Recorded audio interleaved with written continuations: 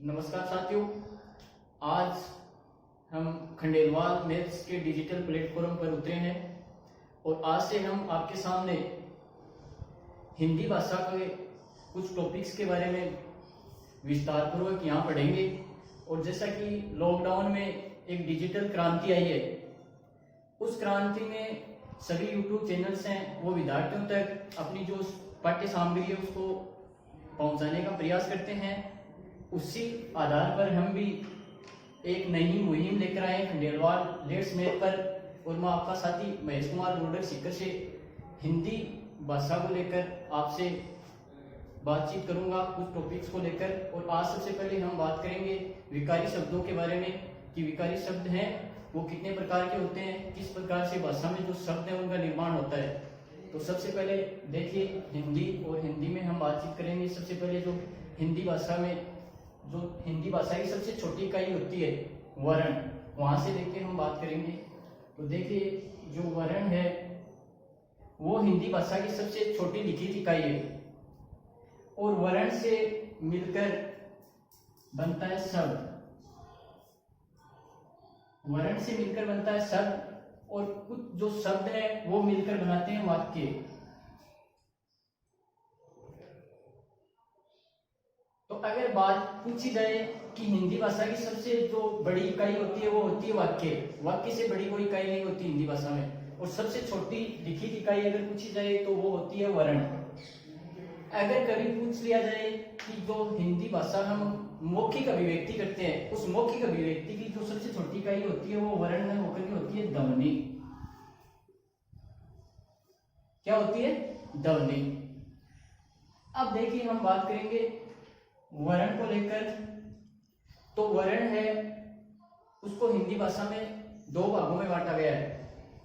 सबसे पहले बात करेंगे हम स्वर के बारे में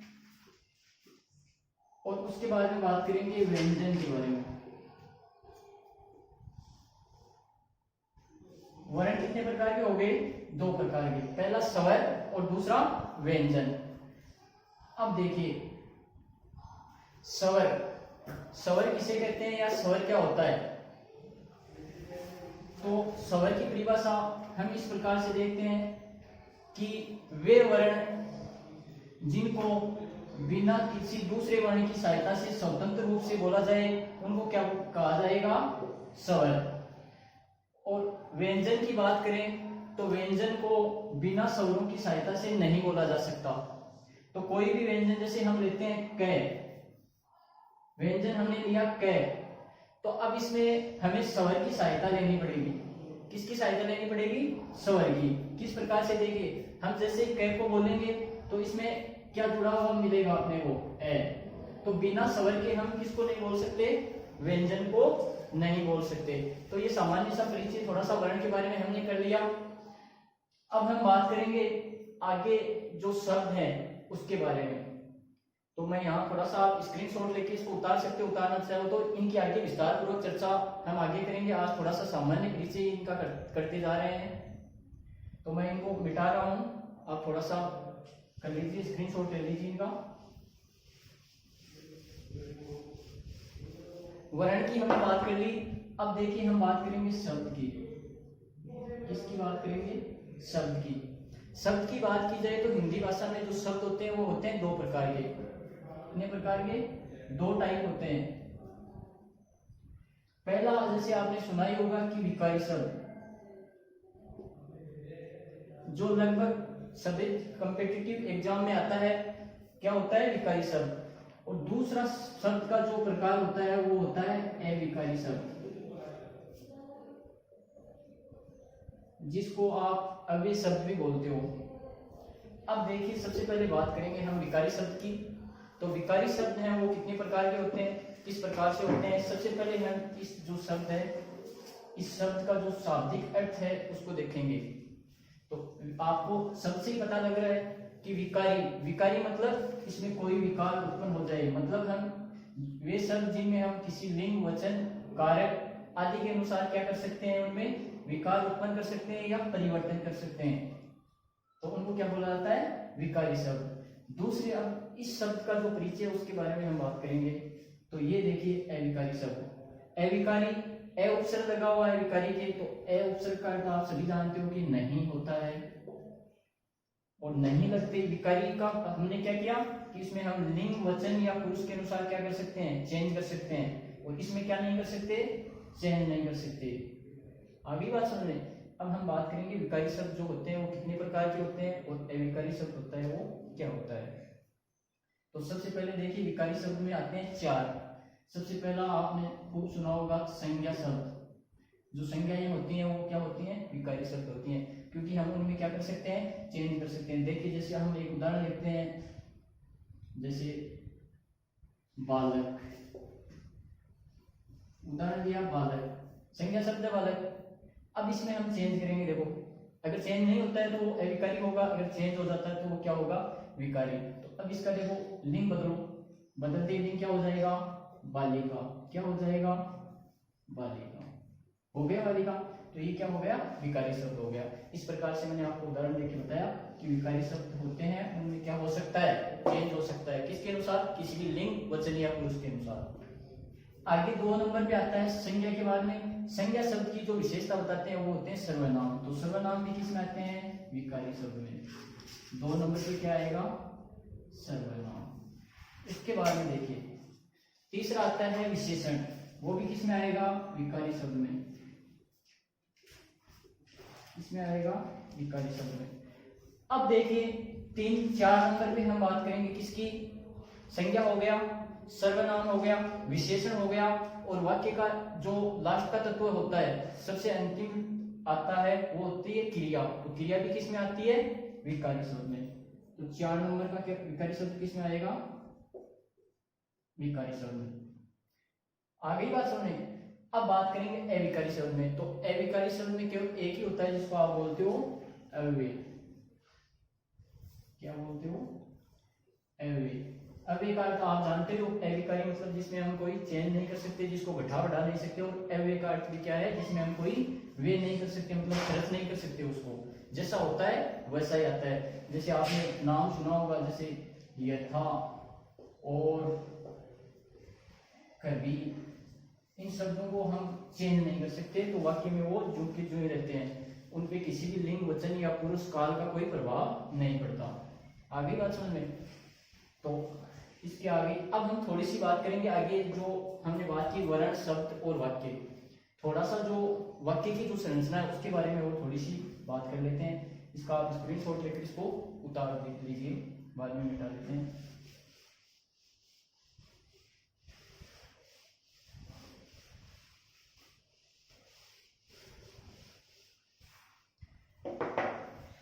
अब देखिए जो वाक्य होता है उसकी जो संरचना है वो हिंदी भाषा में किस प्रकार से होती है। सबसे पहले मैं एक वाक्य लिखता हूं। वाक्य मैंने लिखा, मोहन सुंदर वस्त्र सिलता है। देखिए वाक्य लिखा, मोहन सुंदर वस्त्र सिलता है। सबसे पहले हम बात करेंगे कि यहाँ पर जो मोहन है वो क्या है, इसका परिचय करेंगे। तो वाक्य किस प्रकार से बनता है, वाक्य की जो संरचना होती है उसमें सबसे पहले क्या होता है, कर्ता। 1 नंबर पे क्या आता है, कर्ता। आगे बात समझ में। उसके बाद में क्या आता है, कर्म। क्या आता है, कर्म। तो वस्त्र यहाँ पर क्या हो गया, कर्म। अब ये जो बीच में आया ये क्या आ गया, ये वस्त्र की विशेषता बता रहा है, तो ये क्या हो गया, विशेषण। क्या हो गया, विशेषण। अब देखिए जरूरी नहीं है कि उसमें विशेषण आए, सीधा अपने इस वाक्य को इस प्रकार से भी बोल सकते हैं कि मोहन वस्त्र सिलता है। आगे होगी बात समझ में कि मोहन वस्त्र सिलता है। सीधा इस वाक्य को इस प्रकार से बना सकते हैं। तो इसमें यहाँ पे मोहन कर्म हो, कर्ता हो गया, सॉरी। उसके बाद में जो वस्त्र है वो क्या हो गया, कर्म हो गया, और सिलता है क्या हो गई, क्रिया हो गई। तो यहाँ पर हमने बात सबसे पहले की कि सबसे पहले जो वाक्य होता है उसमें सबसे पहले क्या आता है, कर्ता आता है, उसके बाद में कर्म आता है, उसके बाद में क्या आती है, क्रिया आती है, और उसके बाद में जो सहायक क्रिया होती है अपनी जिसको आप इंग्लिश में बोलते हो हेल्पिंग वर्ब, वो वाक्य को पूर्ण बनाने के लिए उसको लगाया जाता है, उसकी कोई जरूरत नहीं है अपने को वैसे।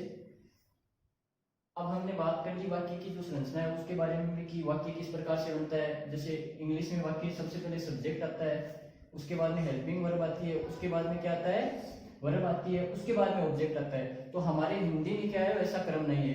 हिंदी में क्या होता है, सबसे पहले आता है कर्ता, उसके बाद में आता है कर्म, उसके बाद में आती है क्रिया, उसके बाद में अगर सहायक क्रिया वाक्य को पूर्ण बनाने के लिए लगानी है तो आप लगा सकते हो। अब देखिए, होगी सामान्य सी बात, जो वर्ण है, शब्द है, वाक्य है, उससे जो हिंदी भाषा का निर्माण हुआ है उसका हमने सामान्य सा परिचय किया। आगे आगे जैसे हम जो टॉपिक आएंगे उनके अंदर हम बात करते रहेंगे।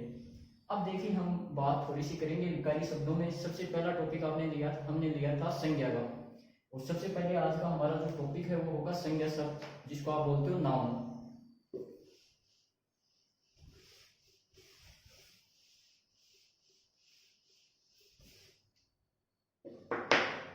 देखिए ना, टॉपिक आज का रहेगा संज्ञा।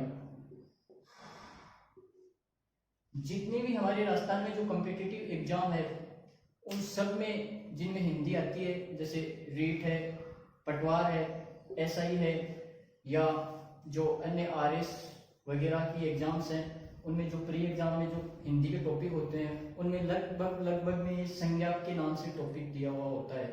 तो आज हम इसको एक नए तरीके से इस डिजिटल प्लेटफॉर्म पर संज्ञा शब्द को उतारेंगे कि आप देखकर इसका अंदाजा नहीं लगा सकते कि इतनी शानदार जो तरीके से हमने इस यहाँ पे टॉपिक को प्रूव किया है।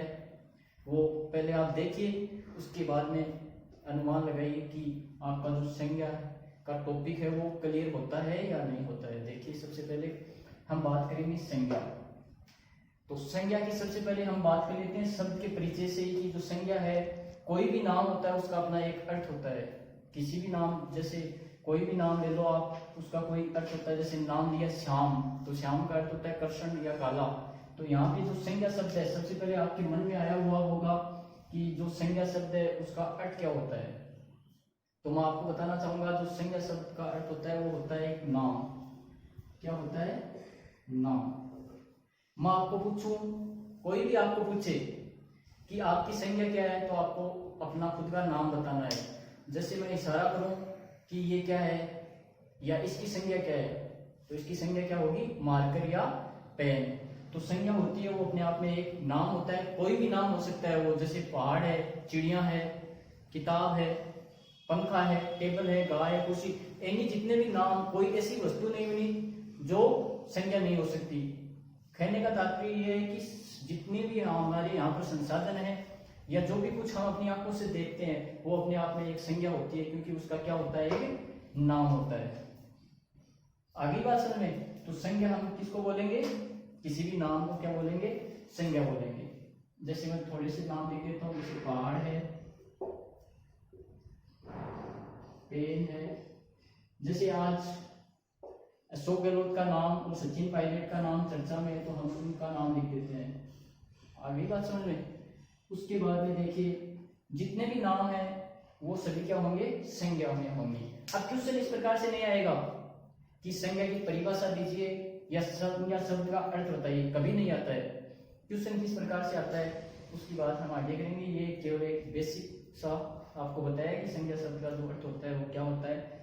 अब हम क्वेश्चन आता है, कोई भी शब्द दिया हुआ होता है और उसमें से पूछता है इसमें कौन सी संज्ञा है, तो हम बात करेंगे संज्ञा के जो प्रकार हैं वो कितने होते हैं, संज्ञा को कितने भागों में विभाजित किया गया है। उसके बाद में हम आगे इस टॉपिक को पढ़ते जाएंगे। तो सबसे पहले देखिए, जो संज्ञा है वो कितने प्रकार की होती है। तो संज्ञा मुख्य रूप से कितने प्रकार की होती है, 3 प्रकार की। कितने प्रकार की, 3 प्रकार की। सबसे पहले हम बात करेंगे अर्थ के आधार पर। अगर पूछा जाए कि संज्ञा के अर्थ के आधार पर संज्ञा कितने प्रकार की होती है, तो कितने प्रकार की होती है, 5 प्रकार की। और अगर मुख्य रूप से पूछा जाए तो संज्ञा होती है 3 प्रकार की। सबसे पहले हम बात करेंगे किसी संज्ञा का जो व्यक्तिवाचक प्रकार है उसकी।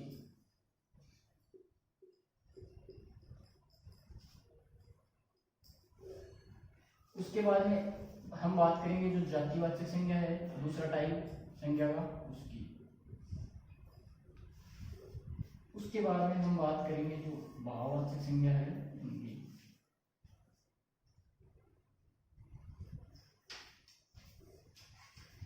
अब देखिए, जो मैंने 5 प्रकार आपको अर्थ के आधार पर बताए, उनमें से जो व्यक्तिवाचक संज्ञा है वो भाववाचक संज्ञा है, इनका अंतिम कोई प्रकार नहीं है। जबकि क्या किया गया है कि जो जातिवाचक संज्ञा है उसको बाद में आगे जाकर 2 भागों में विभाजित कर दिया, जिसके हम 2 टाइप्स बनाते हैं। एक सबसे पहला होता है द्रव्यवाचक संज्ञा और दूसरा होता है समुदायवाचक संज्ञा। द्रव्यवाचक संज्ञा और नंबर 2 जो टाइप का प्रकार है वो है समुदायवाचक।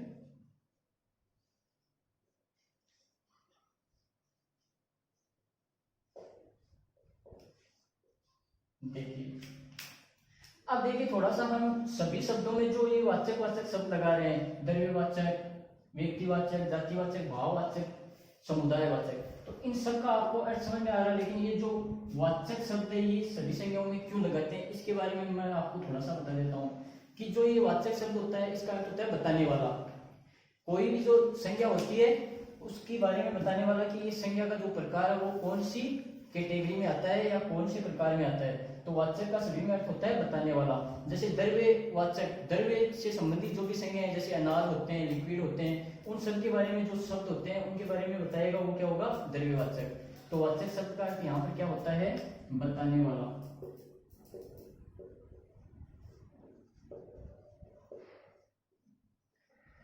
अब देखिए आगे हम बात करेंगे, इनका आप स्क्रीनशॉट ले लो। जो संज्ञा के प्रकार हैं वो अर्थ के आधार पर अगर पूछ लिए जाए तो 5 प्रकार बताने आपको। अगर मुख्य रूप से संज्ञा के प्रकार आपको पूछे जाए तो 3 ही प्रकार होते हैं, व्यक्तिवाचक, जातिवाचक, भाववाचक। और जातिवाचक के बाद में 2 भाग होते हैं, द्रव्यवाचक संज्ञा और समुदायवाचक संज्ञा। ये होते हैं ऑप्शन के आधार पर। जब क्वेश्चन आता है तो उनमें ऑप्शन के आधार पर इनको दिखाया जाता है, जबकि मुख्य रूप से कितनी होती हैं, 3 ही प्रकार होते हैं। अब आप इनको एक बार नोट कर लीजिए।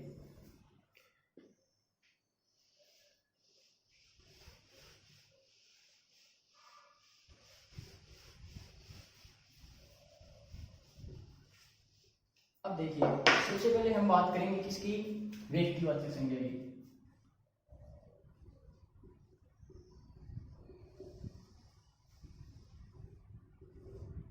व्यक्तिवाचक संज्ञा के बारे में सबसे पहले हम बात करेंगे, उसके बाद में आगे चलते जाएंगे। सबसे पहले आपको देखना है कि व्यक्तिवाचक संज्ञा क्या होती है।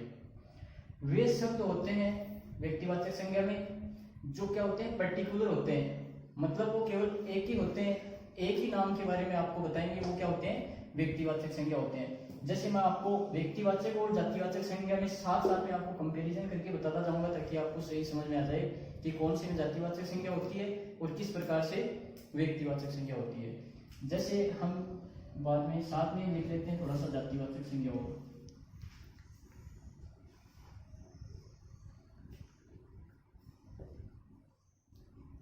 देखिए जातिवाचक, यहाँ जाति का अपन किसी वर्ण से नहीं लेंगे, किसी जाति से नहीं लेंगे, जबकि यहाँ पर हम किस से लेंगे, समूह से, पूरा समूह है। मतलब जैसे यहाँ पर हमारे सामने कोई कक्षा बैठी है और कक्षा में हम बोल दें कि विद्यार्थी, तो वो एक विद्यार्थियों का पूरा समूह हो गया। अब वो पूरे समूह में कौन सी संख्या होगी, विद्यार्थी नाम आते ही आपको क्या करना है, जातिवाचक संख्या करना है। अगर उस समूह में से आपको जैसे नाम ले दे कि संजेश या राजेश या एनी कोई नाम ले दे पर्टिकुलर, तो उसमें क्या होगी, व्यक्तिवाचक। आई बात समझ में। अब जैसे मैं नाम बोल दूं कि यहाँ पर मैं जैसे बोल दूं बालक, तो बालक विश्व में जितने भी बालक पाए जाते हैं, आज तक जितने भी बालक पैदा हुए हैं या आगे होंगे या मौजूद हैं या खत्म हो गए, जो बालक की श्रेणी में थे, वो सभी किस में आ गए, जातिवाचक में। कि हमको अब पता नहीं इसमें कौन सा बालक है, अमेरिका का बालक है या अपने यहाँ इंडिया का बालक है, तो उसमें क्या होगा, जातिवाचक, मतलब वो हो गया एक समूह। अब अगर आपको उस बालक का नाम लेते कोई, जैसे राजेश, आपको पर्टिकुलर नाम ले दिया, तो आप जान गए कि ये राजेश है, वो किसका है, उनका लड़का है राजेश। महेश जी का या विकास जी का, सुरेश जी का, किन का लड़का है, तो आपको पता लग जाएगा कि राजेश किसका नाम ले रहा है। तो उसमें क्या हो जाएगा, एक व्यक्ति के बारे में वो आपको क्या करेगा, बताएगा, तो आपको समझ में आ जाएगा कि ये व्यक्तिवाचक संज्ञा है। और बालक का नाम लेते ही आपको नहीं पता लगेगा कि ये कौन से बालक की बात कर रहा है। आगे हम बात करेंगे, देखिए एक शब्द हम और लेते हैं यहाँ पे, जैसे मैंने नाम लिया पंखा, क्या नाम लिया? पंखा। अब पंखे के अंदर सभी आ गए, इंडिया में बना हुआ पंखा मेड इन इंडिया का आ गया, मेड इन जापान का आ गया, कोई भी अन्य जितने भी पंखे हैं वो सभी इसमें आ गए। तो आपको क्या करना है, मतलब वो पूरे पंखे का समूह आ गया, जितने भी पंखे हैं, चाहे वो कूलर का पंखा ही क्यों ना हो, आपको नहीं पता कि वो पंखा कौन सा है, तो उसमें आपको इतना ही पता है कि ये पंखा का समूह है और वो समूह किसमें आ जाएगा? आपको जातिवाचक में। अब हम बात करेंगे कि पंखे का, जैसे कोई कंपनी का नाम लेते पर्टिकुलर, जैसे आपको ओरिएंट पंखा, या जैसे बोल दे उषा पंखा, क्या बोल दे? उषा पंखा, मतलब वो पर्टिकुलर एक कंपनी को क्या कर दे? इंडिकेट कर दे, तो वो किस में आ जाएगा? व्यक्तिवाचक संज्ञा में। आगे बात सुन रहे।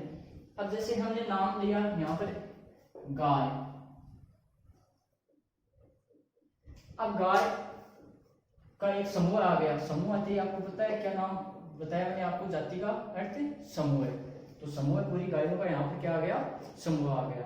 अब इसमें सभी गायें आ गई, चाहे वो काली गाय हो, लाल गाय हो, होलिस्टीन गाय हो, अमेरिकन गाय हो, कोई भी जितनी गायों की श्रेणियां वो सभी इसमें पूरा समूह आ गया। अब जैसे मैं यहाँ पर आपको बता दूं कि जैसे मैं नाम ले दूं कि राठी गाय, राठी गाय। अब राठी गाय नाम लेते ही आप उसमें से समूह में से अलग कर दिया जाता है, वहां कौन सी हो जाती है? व्यक्तिवाचक। ये पूरा गायों का समूह था, उसमें से आपको एक पर्टिकुलर जो गाय है उसको अलग कर दिया, कौन सी? वो राठी गाय को, तो क्या आ गया? व्यक्तिवाचक। अब जैसे मैं आपको यहाँ पे कुछ उदाहरण लिख दिए, आपको थोड़े से मैं मौखिक आपको उदाहरण बोल बोल के बता देता हूँ। जैसे आपको नाम ले दे कि पहाड़, क्या नाम ले दे? पहाड़, तो कौन सी हो जाएगी? कैसे पता लगाओगे? अपने को नहीं पता कौन सा पहाड़ है, गोल्डन पहाड़ है, पर्वत है, या अन्य जो हर्ष पहाड़ है, या अमेरिका का पहाड़ है, रॉकी पर्वतमाला है, कौन सा पहाड़ है अपने को नहीं पता। ये अगर अपने को नाम ले दे सीधा वो कि कोई भी पहाड़ का नाम लेते कि हर्ष या मेघालय या कोई पर्वतमाला का नाम लेते अरावली, तो सभी में क्या हो जाएगी? व्यक्तिवाचक हो जाएगी। इनमें तो कौन सी हो जाएगी? व्यक्तिवाचक। लेकिन अपने को इसमें क्या करना है? पहाड़ में कौन सी करनी है? जातिवाचक। क्यों? क्योंकि अपने को नहीं पता कि वो पर्टिकुलर कौन सा पहाड़ है, पहाड़ में पूरा समूह आ गया। जैसे अपने को नाम ले दे, कोई भी एनी नाम ले दे, जैसे आम है, उसमें भी क्या आ जाएगी? कौन सी आएगी आम में? पता है क्या? नहीं पता। देखिए आम में कौन सी आएगी? आम में आएगी व्यक्तिवाचक। कौन सी आएगी? व्यक्तिवाचक। नहीं आएगी व्यक्तिवाचक। मैंने आपको कंफ्यूज करने के लिए बताया है, आम में व्यक्तिवाचक नहीं आएगी। क्यों नहीं आएगी? क्योंकि आम तो सभी जगह कौन सा आम है। अब अगर मैं उस आम की किस्म का नाम ले देता, आपको कोई भी नाम आम की किस्म का नाम ले देता, जैसे आप अपने बाजार में यहाँ बिकते हैं, सबसे फेमस होते हैं लंगड़े आम, तो जैसे मैं आपको बोल दूं लंगड़ा आम, तब तो आप एक उसकी जो क्वालिटी है वो किस्म है वो अलग हो गई, तब कौन सा आ जाएगा? व्यक्तिवाचक। अगर आम केवल आम नाम ले तो आप सोचोगे यार आम तो क्या होता होगा, अलग थोड़ी है कोई। अरे तो पूरा समूह ही तो है आम, उसमें से अगर कोई किस्म है उसको अलग कर दे। जैसे मैं आपको गेहूं का उदाहरण लेके बताता हूँ। जैसे हमने सब लिया गेहूं, ले लिया गेहूं, लेती कौन सी करनी है आपको? जातिवाचक। अब गेहूं में आपको अब समझ में आ जाएगा, वैरायटी होती है ना अलग अलग, जैसे 1482, 777 अन्य जो भी किस्म होती है उनका नाम लेती तो कौन सी में आएगा? व्यक्तिवाचक में। अब समझ में आ गया होगा आपको आम वाला उदाहरण। अब देखिए हम आगे थोड़ी सी और बात करते हैं। व्यक्तिवाचक और जातिवाचक में आपने अंतर कर लिया होगा। अब हम इसमें थोड़े से जो वाक्यों में किस प्रकार से देते हैं, जैसे जातिवाचक कहाँ पर व्यक्तिवाचक बन जाती है, व्यक्तिवाचक संज्ञा कई बार क्या होती है वो जातिवाचक में बन जाती है और जातिवाचक व्यक्तिवाचक में बन जाती है। अब देखिए एक बात आपको हमेशा ध्यान में रखनी है कि जो ये जातिवाचक संज्ञा है वो हमेशा हमेशा किस में आती है? बहुवचन में आ सकती है और कई बार एक वचन में भी आ सकती है। लेकिन जो जातिवाचक संज्ञा है, व्यक्तिवाचक जो संज्ञा है वो किस में आएगी? हमेशा एक वचन में ही आएगी। आगे बात समझे, हमेशा के लिए व्यक्तिवाचक संज्ञा एक वचन में आएगी, क्योंकि मैंने पहले बताया था कि वो एक पर्टिकुलर एक ही होता है। आगे बात समझे, तो अगर व्यक्तिवाचक संज्ञा को जैसे मान लो बहुवचन में बना दे कभी भी, किसी भी वाक्य में, तो वो हमेशा हमेशा के लिए किस में आएगी, जातिवाचक में। ये बात तो ध्यान में रखनी है वचन वाली। उसके बाद में देखिए, मैं थोड़ा सा यहाँ से आपको बोर्ड पे जगह नहीं है तो थोड़ा सा मिटाता हूँ, उसके बाद में हम आगे थोड़ी बात करेंगे।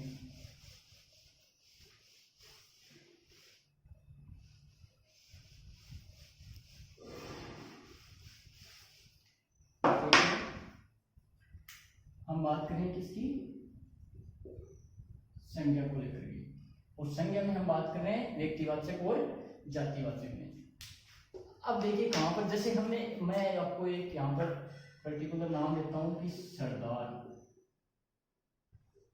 अभी मैंने आपको कई मिनटों से आपको समझा रहा हूं कि कोई भी समूह होता है उसमें कौन सी आती है, जातिवाचक।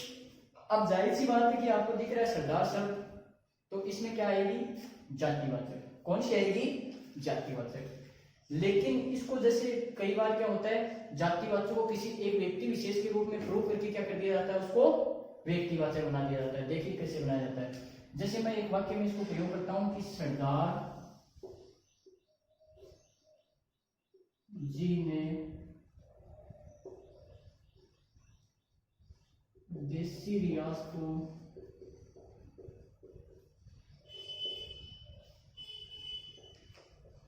एकीकरण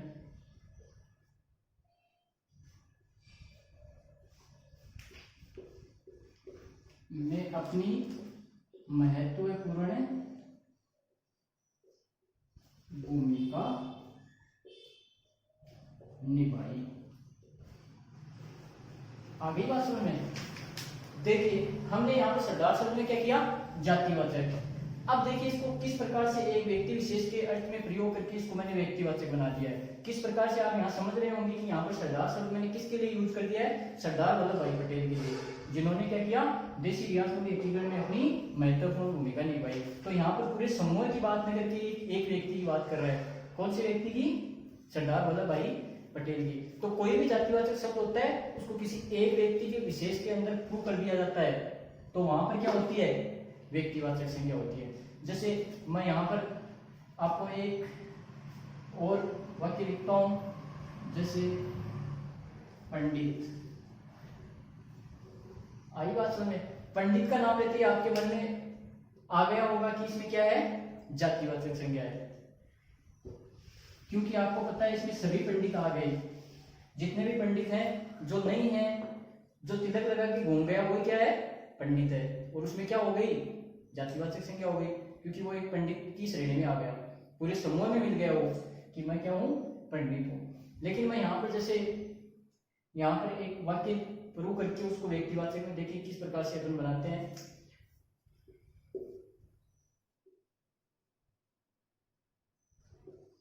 पंडित जी ने भारत के स्वतंत्रता संग्राम में अपना महत्वपूर्ण योगदान दिया। देखिए हमने वाक्य लिखा, पंडित जी ने भारत के स्वतंत्रता संग्राम में अपना महत्वपूर्ण योगदान दिया। तो आप सबको पता चल गया होगा कि मैं यहाँ पर अब एक व्यक्ति की बात कर रहा हूँ, पूरे समूह की बात नहीं करके एक व्यक्ति की बात कर रहा हूँ। किसकी, जवाहरलाल नेहरू की। तो आपको पता लग गया कि वहां पर किसकी बात कर रहा है, पर्टिकुलर एक व्यक्ति की बात कर रहा है। तो पंडित में यहाँ पर कौन सी संज्ञा हो गई, व्यक्तिवाचक। कौन सी हो गई, व्यक्तिवाचक। और यहाँ पर हमने क्या किया, जातिवाचक। आगे बात समझे।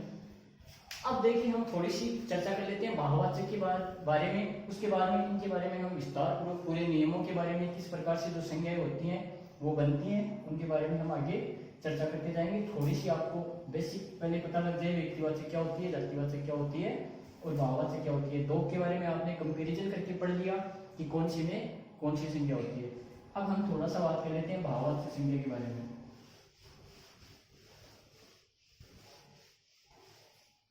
देखिए भाववाचक संज्ञा,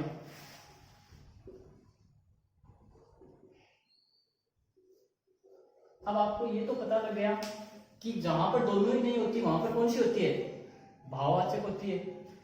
अब देखिए किस प्रकार से आपको पता लगेगा। तो अपन क्या करते हैं, सीधी सीधी आपको एक ट्रिक बता देता हूँ भाववाचक संज्ञा की, कि कोई भी वस्तु होती है उसको हम पकड़ नहीं सकते हाथ से, यानी इस भाववाचक संज्ञा को हम टच नहीं कर सकते, केवल अपने मन से महसूस कर सकते हैं कि ये चीज है, ये इसका नाम है। मतलब उसको अपन क्या नहीं कर सकते, टच मी नहीं कर सकते। आपका फेमस होगा वो टच मी, तो आप उसको क्या नहीं कर सकते, कभी टच नहीं कर सकते, बिल्कुल नहीं कर सकते। जैसे मैं थोड़े से उदाहरण देता हूँ, जैसे ईर्ष्या, अभी बात समझ में। अब जैसे आपको कोई व्यक्ति को देखकर आपको ईर्ष्या जलन होती होगी, या मेरे को किसी व्यक्ति को देखकर जलन होती है, ईर्ष्या होती है, तो आप मेरी ईर्ष्या को क्या पकड़ सकते हो, क्या नहीं पकड़ सकते। आप उसको केवल महसूस कर सकते हो कि क्या है, इस व्यक्ति के ईर्ष्या है। तो आगे बात समझ में, भाववाचक कोई भी संज्ञा होती है उसको आप कभी भी टच नहीं कर सकते। अब देखिए एक उदाहरण मैं वो लिखता हूँ, बचपन। क्या लिखता हूँ, बचपन। अब देखिए बचपन जो भाववाचक संज्ञा है वो किससे बनी है, बच्चा से बनी है। किससे, बच्चा से। अब आप इस बच्चा के अंदर कौन सी संज्ञा करोगे, जातिवाचक, क्योंकि सभी बच्चे आ गए इसमें, जितने भी बच्चे हैं वो पूरा समूह आ गया, तो ये क्या है, इसमें जातिवाचक संज्ञा है। लेकिन ये जातिवाचक संज्ञा से क्या बनी है, बचपन भाववाचक संज्ञा बनी है। अब आप इस बच्चे को तो छेड़ सकते हो, आप उसको रुला सकते हो, उसको हंसा सकते हो, उसको पकड़ सकते हो, खिला सकते हो, लेकिन क्या आप इसके बचपन को छेड़ सकते हो, इसके बचपन के हाथ लगा सकते हो, आप उसको टच कर सकते हो, नहीं कर सकते। मतलब उसके केवल भाव समझ सकते हो आप कि इसमें क्या है, अभी बचपन है या बालपन है, तो उसमें क्या हो जाएगी, भाववाचक संज्ञा हो जाएगी। आगे देखिए और उदाहरण करते हैं, जैसे सुंदरता। क्या है, सुंदरता, कौन सी संज्ञा है, भाववाचक। केवल जैसे आप, कोई सुंदर है, बच्चा है वो सुंदर है, कोई फूल है वो सुंदर है। अब आप उस फूल, सुंदर फूल को तो आप छेड़ सकते हो, लेकिन उसकी जो सुंदरता है उस पर आप कभी दांव नहीं लगा सकते, उसको कभी नहीं हिला सकते, उसको आप कभी नहीं पकड़ सकते, ना आप उसको कभी रबड़ से मिटा नहीं सकते इरेजर से कि उसकी मैं सुंदरता को मिटा दूं, क्योंकि आप उसको केवल महसूस कर सकते हो कि इसमें क्या है, सुंदरता है। तो आपको अच्छी तरीके से ये भाववाचक संज्ञा आ जाएगी। कोई भी शब्द आपको मिले लिखा हुआ और पूछ ले कि भाववाचक संज्ञा है या नहीं है इसमें, तो आप बस तुरंत अपना हाथ ऐसे रखो कि मैं इसके टच कर सकता हूँ इस शब्द के। अगर टच नहीं कर सकते तो वहां पर क्या होगी, भाववाचक। अगर आप उसको टच कर सकते हो तो उसमें जातिवाचक भी हो सकती है, व्यक्तिवाचक भी हो सकती है। आगे देखिए और उदाहरण देखते हैं, समझते जाइए। जैसे एक शब्द लिखा अच्छाई। क्या शब्द लिखा, अच्छाई। एक शब्द लिखा बुराई। दोनों शब्दों को देखिए, अच्छाई लिखा, बुराई लिखा। अब जैसे आप, अच्छा शब्द है, अच्छा शब्द है विशेषण, जैसे अच्छा बच्चा, बच्चे की क्या बता रहा है, विशेषता बता रहा है। अच्छा बालक, अच्छा घोड़ा, मतलब वो किसी संज्ञा की क्या करता है, विशेषता बताता है। जैसे अच्छा शब्द है, यहाँ पर अच्छा शब्द है वो क्या है, विशेषण है। विशेषण है, कहां पर लगता है विशेषण, किसी भी संज्ञा या सर्वनाम की क्या बताता है, विशेषण, विशेषता। तो वो अच्छा किसी के पीछे लग के उसकी विशेषता बताएगा, तो वहां पर क्या हो जाएगा, विशेषण हो जाएगा। अब अच्छा विशेषण शब्द से हमने क्या बनाई है, एक संज्ञा बनाई है, कौन सी, अच्छाई। और वो अच्छाई संज्ञा कौन सी है, भाववाचक। कौन सी संज्ञा है, भाववाचक। क्यों, क्योंकि आप जो अच्छा बच्चा है या अच्छा घोड़ा है या अच्छा कोई भी जो अच्छी चीज है उसको आप छेड़ सकते हो, लेकिन उसकी अच्छाई को आप नहीं छेड़ सकते, बिल्कुल नहीं छेड़ सकते आप उसकी अच्छाई को। केवल महसूस कर सकते हो आप कि इसमें अच्छाई है या बुराई है, अपने भावों के अकॉर्डिंग उसको क्या कर सकते हो आप, महसूस कर सकते हो। तो उसमें कहा, दोनों में क्या हो जाएगी, भाववाचक संज्ञा हो जाएगी। आगे और देखिए, देखते जाइए। सबसे ज्यादा क्वेश्चन है वो भाववाचक संज्ञा से आते हैं, और इसको मैं आपको इतनी अच्छी तरीके से क्लियर कर दूंगा कि आपको रात को भी कोई पूछ ले कि बताओ गणना शब्द में कौन सी संज्ञा है, तो आप ऐसे हाथ रखोगे, मुक्का तो मत मार देना कि बस पकड़ो या नहीं पकड़ो, अगला डर के भाग जाएगा रात को, या नींद में वैसे हाथ को ऐसे मत रखना। जब आपको शब्द दिखे तब हाथ को ऐसे रखना कि मैं इसको टच नहीं कर सकता। टच नहीं कर सकता तो क्या होगी, भाववाचक संज्ञा होगी। आई बात समझ में। देखिए गणना शब्द हमने लिया, तो गणना शब्द है वो गणित से बना है। जैसे आप बैठे हुए हो और आपके सामने कोई ऐसे गंदा सा व्यक्ति आ गया एकदम बुरी तरीके से, तो आप उसको क्या कर सकते हो, छी छी, क्या कर सकते हो, विस्मयादिबोधक आपके मन में आएगा कि यार ये कितना व्यक्ति कितना गंदा है, कितना गणित है। तो वो गणित तो क्या होगा, वहां पर विशेषण होगा। किसकी विशेषता बता रहे हो, उस आदमी की बता रहा है जो आ रहा है, तो वो गणित तो क्या हो जाएगा, विशेषण हो जाएगा। अब उस गणित शब्द से हमने क्या बनाई है, गणना भाववाचक संज्ञा बनाई है। अब उस आप व्यक्ति को तो थप्पड़ भी मार सकते हो, अपने घर से भगा सकते हो उसको, लेकिन उसकी जो गणना है, आपने जो महसूस किया है गणना शब्द, उसको आप कभी भी नहीं छेड़ सकते, उसको हाथ नहीं लगा सकते। तो क्या हो जाएगी, भाववाचक संज्ञा। आई बात समझ में। अब एक बार कई बार एक जो कंफ्यूज करने वाला शब्द होता है, एक शब्द है देखिए मिठाई। क्या शब्द है, मिठाई। कई बार 4-5 शब्द दिए हुए होते हैं ऑप्शन में और पूछ लिए जाते हैं कि इनमें से भाववाचक संज्ञा को अलग कर दिया जाए, तो इनमें बुराई, अच्छा ये मिठाई या निराई, इनमें ऐसे कुछ शब्द दिए हुए होते हैं। तो आप देखिए मिठाई, अब मिठाई आपको आप सीधा सा वाजिब है कि आप इस मिठाई शब्द को छेड़ सकते हो। अरे खाते हो तो हाथ तो लगाते हैं मन, बिल्कुल वाजिब सी बात है ये। तो मिठाई को खाते हैं तो हाथ लगाते हैं ना, गुड, हाथ लगाते हैं तो क्या हो जाएगा, क्या हो जाएगा, या तो व्यक्तिवाचक होगा या जातिवाचक, भाववाचक तो नहीं होगा क्योंकि हमने उसको हाथ लगा दिया। अब देखिए मिठाई से एक शब्द बनता है मिठास। क्या शब्द बनता है, मिठास। एक शब्द मिठाई से हम मीठा भी बना सकते हैं। क्या बना सकते हैं, मीठा। अब देखिए दोनों में देखिए यहाँ पर संज्ञा शब्द तो कौन सा है इसमें से और विशेषण शब्द कौन सा है। तो आप किसी भी शब्द के पीछे उसको प्रयोग कर दिया करो, अगर वो शब्द सेट होता है संज्ञा के पीछे या सर्वनाम के पीछे तो वो हो जाएगा, उसकी विशेषता बताएगा तो वो विशेषण हो जाएगा। तो जैसे मिठास रसगुल्ला या मीठा रसगुल्ला, कौन सा शब्द सेट होता है, मीठा होता है।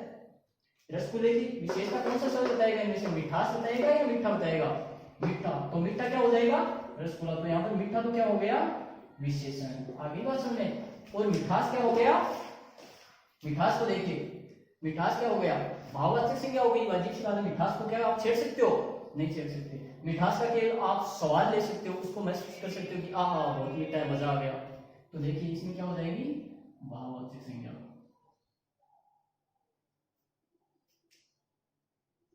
कौन सी संज्ञा हो जाएगी, भाववाचक संज्ञा।